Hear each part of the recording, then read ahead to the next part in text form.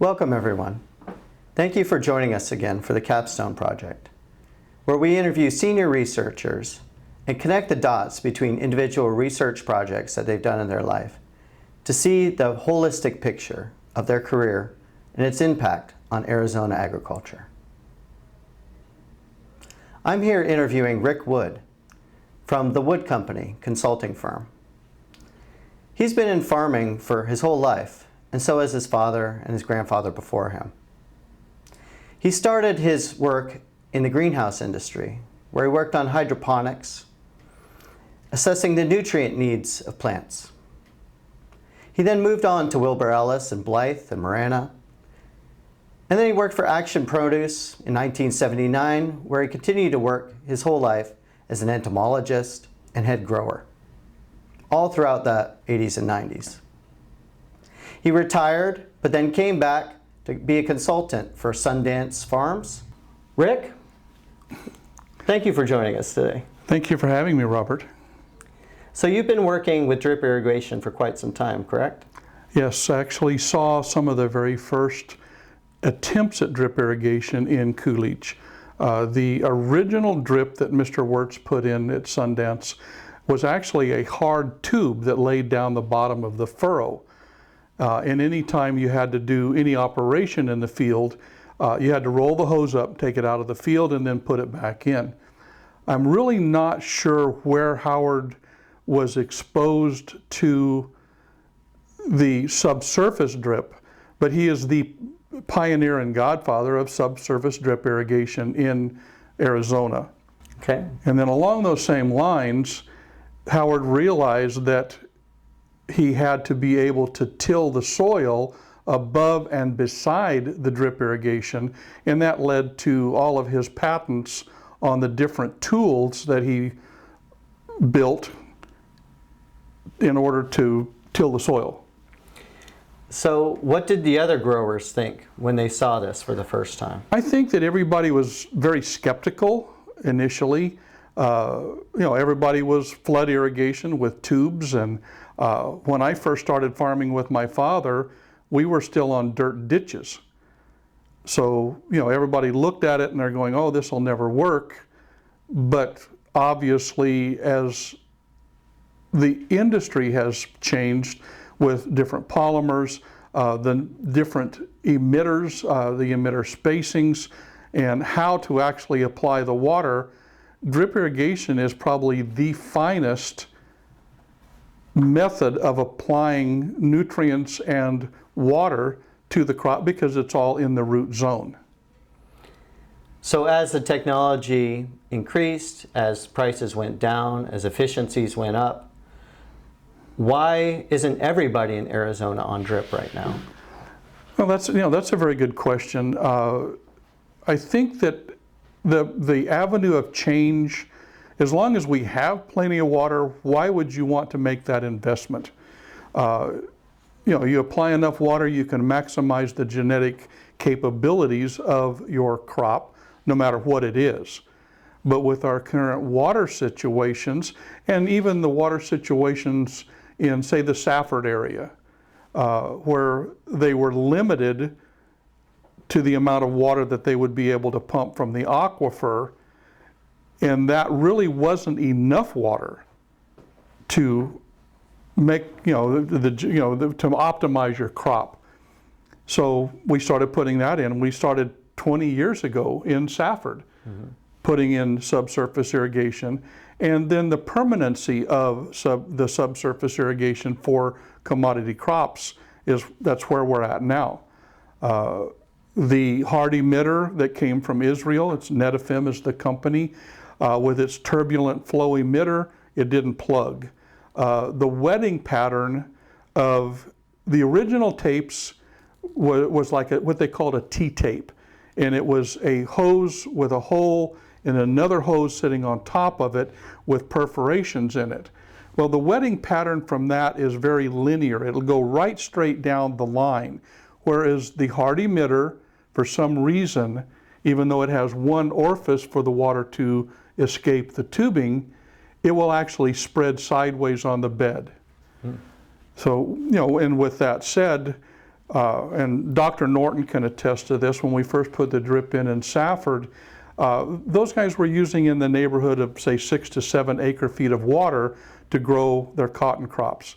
The first crop that we did in Safford, we used 32 inches, and in a couple of the fields we only had 28 inches of water, physically applied to the crop with no reduction in yield.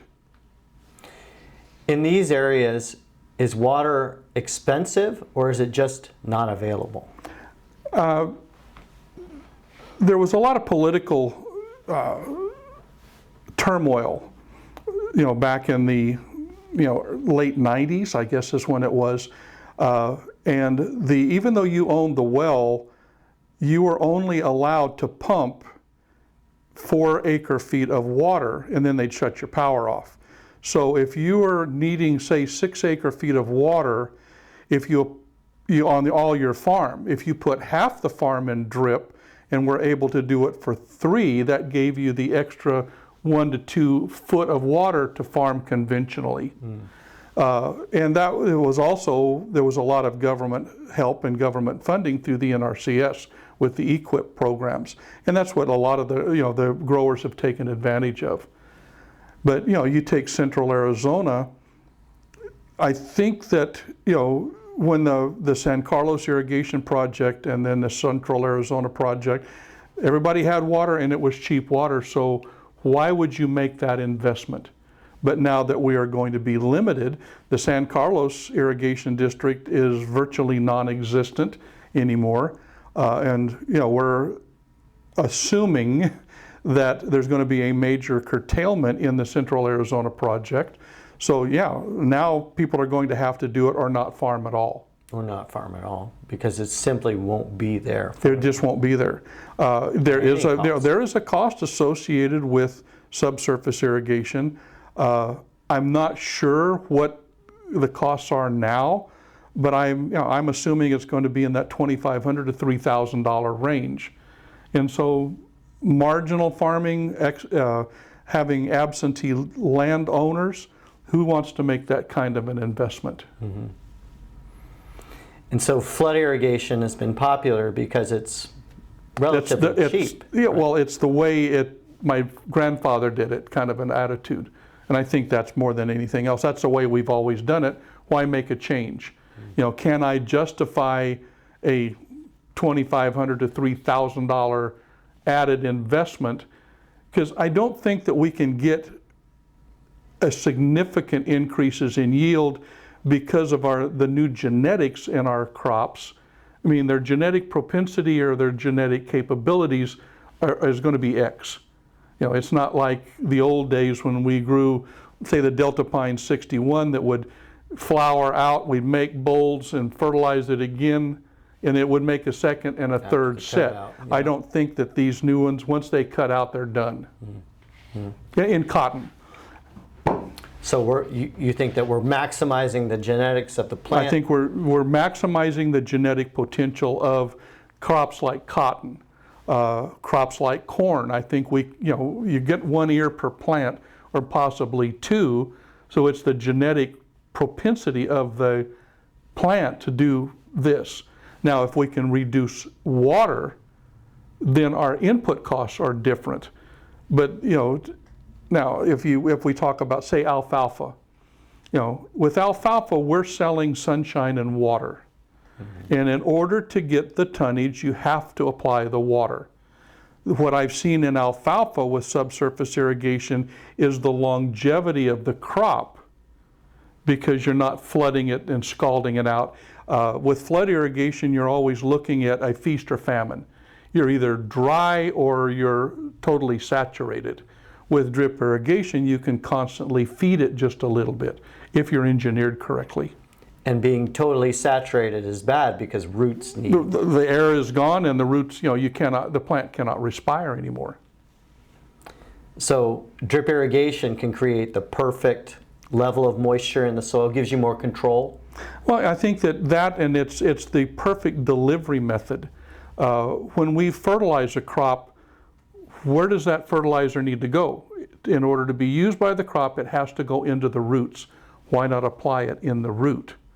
Normally, let's say let's talk about iceberg lettuce.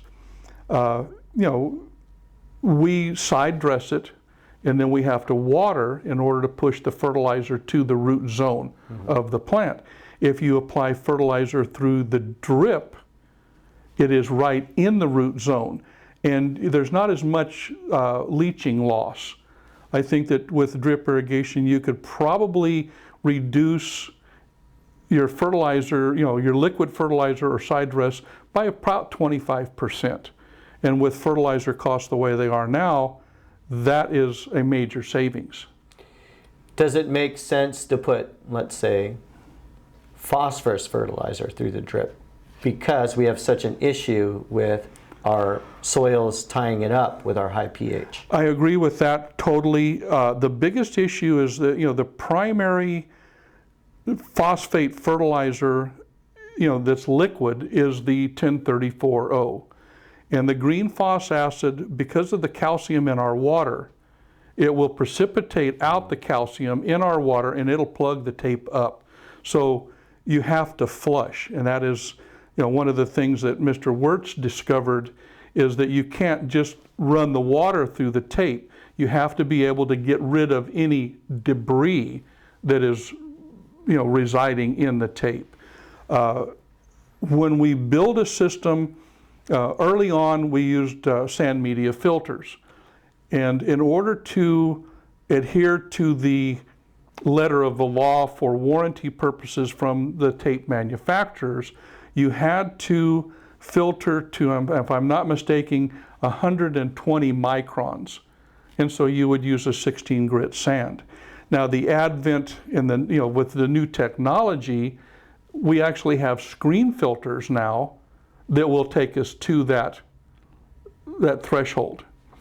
I'm starting to jump all over the place, but a sand media filter, when it back flushes, it takes 50 gallons of water. In order to do, say, 2,000 gallons of water a minute, you're looking at a 6 to 8 tank system. So once say a 6 tank system goes through a flush, you've wasted 300 gallons of water. These new screen filters, to do the same quantity of water, when it back flushes, only uses 5 gallons. So you're only throwing away 5 gallons of water. So as time progresses, we're becoming more and more efficient, yes.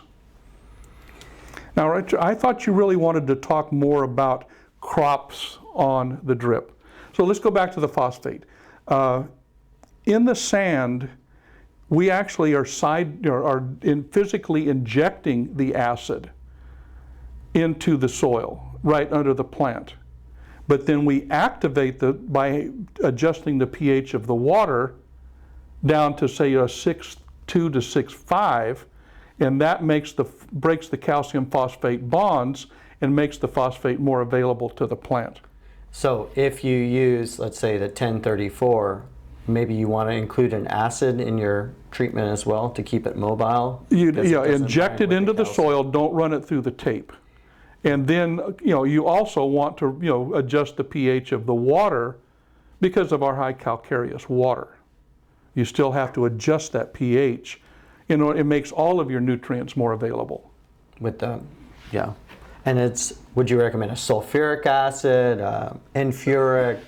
Sulfuric acid, is probably the least expensive, but the liability of running sulfuric acid could, really be bad. Yeah. Enfuric, whether it's water run or run through the drip tape, I think is an excellent alternative. I've even heard of some of the organic people using citric acid to adjust the pH. And phos acid? Phos acid is, that's green phos acid, that's your 1034. Okay. So 1034. You do not want to run that through your tape if at all possible. And that goes back to, the design of the system. Some of the very first systems, the hose would be fed from one end just like you would a flood irrigation. But on the end of the hose, it was just kinked over. So in order to flush, you had to physically go out there, open up the hose, let it run till the water ran clean, and then fold it back. Mr. Wirtz put in a secondary manifold on the bottom end of the field, which would be along the lines of a tail ditch. You know, how the water will go down, hit your tail ditch, and come back up the next row. Mr. Wirtz put in another sub-main with valves on either end, so you go out there, open up 2 valves, and you flush the whole water block at one time. And it equalizes pressure by putting in this sub-main. You will equalize your pressure just like you do on flood irrigation where the water tails back. So pressure loss through the system is a big deal for drip. It is. And here again, you have to look at the lay of the land, for want of a better word. If the ground has slope in it, you sure don't want to try and feed it backwards. Nobody can make water run uphill. Right. So you want to design your system to go downhill, because you will pick up pressure as you go. But pressure is your telltale sign. If you are feeding the top of the field at, say, 18 psi, you know that you're going to start getting plugging when your bottom end pressures start to go up or down. As your pressure goes down on the bottom end, then you know that you're getting plugging and the water's not getting down there anymore. Plugging within the line, not the emitter? Yeah, within the emitter. Within the emitter. You'll get plugging within the emitter. As the pressure goes down? As the pressure goes down on the bottom end.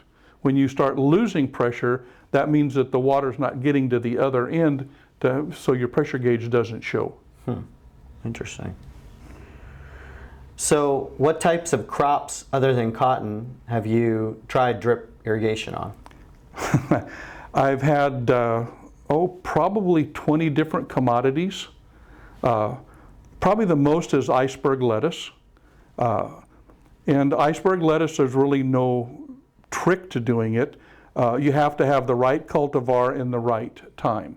And, that's why the plant breeders have done what the plant breeders have done. The only thing I can see is that the uniformity at harvest is always a lot better. Iceberg lettuce, once you get a stand, that is your harvest. But if you can have all your plants maturing at the same time, then your yield will go up. Okay, that's why here in Yuma and the whole lettuce industry now, we use the solid set sprinklers so that every single seed gets wet the same time. And priming as well. Well, I've got mixed emotions on priming and the heat. Yes, it's a necessary evil. Once temperatures break, you really don't need to prime. Priming was done for thermal dormancy. If you're hot, yes, you have a chance of having thermal dormancy. If it's not hot, say late September, October, November, December, there's really no need to prime. Interesting. Now, with the fertilizer requirements for iceberg lettuce, I think that here again you could probably reduce your fertilizer, your nitrogen intake by about 25% because of the efficiency of the drip tape and where you're placing your fertilizer. So there's no loss down the furrow, there's minimal... no leaching and all that. It's nitrification into the air. Yeah, it's just there. It's just there. And because you're putting out the right amount of it, you're keeping it in the root zone rather than letting it wash down. Right. And it is so much easier because you don't have to run a tractor through the field. Everything will be done at the filter station. And the filter station feeds all of the acres under that filter station. So you're saving fuel because you're not having it in. Right. Now I think in a lot of the crops, because of the weather and our soil types, you'll still need to go out there and cultivate just to get air into the soil. And there was, years ago, there was a lot of work done to physically run air through your drip tape. And, we've played with oxygen enrichment in actually taking an oxygen tank at the filter station and blowing oxygen through the drip tape. How'd that work? Well, it worked quite well, but it was not economically feasible. Yeah. There's things that work really well, but there's things that just aren't economically feasible. Yeah, that almost sounds like a fumigation or, yeah. Well, and you fumigate through the drip tape rather than having to inject it. Yeah. You can run Telone. I can tell some funny stories about that. I grew a lot of watermelons on drip, and you have to fumigate because of all of the soil-borne diseases associated with watermelons. Well, we started using Telone. Well, Telone, as it first existed, would not stay in solution. It would settle out. It will actually eat up the PVC pipelines underground. That's why Mr. Wirtz and I and his associates all worked with the manufacturer, and we came up with the Telone EC, where it is now an emulsifiable concentrate, and it'll stay in solution. If not, you'll go out there and you start, every elbow will melt. Oh my goodness. So what would a good fertility plan through the drip be versus, let's say, a standard plan? Well, I think that, we all know that in cold weather you don't want to use, say, UN32 because of the two forms, the nitrate, the nitrite in it, and it has to break down. Everybody has gone to the CAN 17s or, say, an AN20. And running AN20 through the drip tape, instead of going out there and applying, say, 40 gallons as a side dress, you've got that optimum delivery system. So every time you water, you can give it 3 gallons. You can spoon feed through the drip that you can't do conventionally. The same thing on all your crops. So you don't need the slow breakdown of urea in the UAN32 because you're feeding it and it will get what it needs instantly. And when it needs some more, you just give it more. Go feed it more. Yeah. Because, on a properly designed system, you should be able to apply, say, a ½ an inch of water in 10 hours. Okay, when we flood irrigate, we're probably putting down 4 to 6 inches of water. So your time between irrigations to apply the same amount of water is quadrupled. Whereas with drip irrigation, you can go give it, say, 5 hours, which would maybe be a ½ of an inch of water every day. When you set up an irrigation systemology for drip, you take into consideration your plant needs and evapotranspiration. And you always want to exceed the minimum. Say that, the ETs for iceberg lettuce today is 0.2 of an inch per day. Well, that's 1.4 inches per week.